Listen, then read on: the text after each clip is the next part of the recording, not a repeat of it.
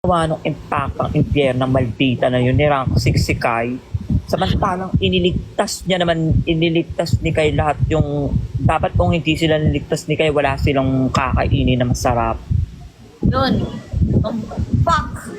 Kasi I think threatened siya ni Kai. Pero at the same time, ay hindi ko alam talaga. Wala akong ma-comment. Pero At saka hindi ko masisisi ang housemate, bakit ayaw sa kanya. Na nakikita kong hindi niya pa talaga nilalabas, promise.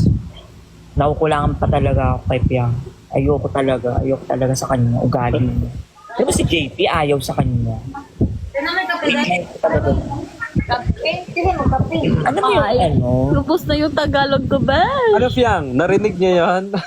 Ay, magkapag-mention ng pangalan, gaga ka bro. Ayoko talaga siya. At least now, may nag-voice out na talaga na yung pinaka... May Talagang ayoko dun, no? Sige lang, good vibes lang tayo.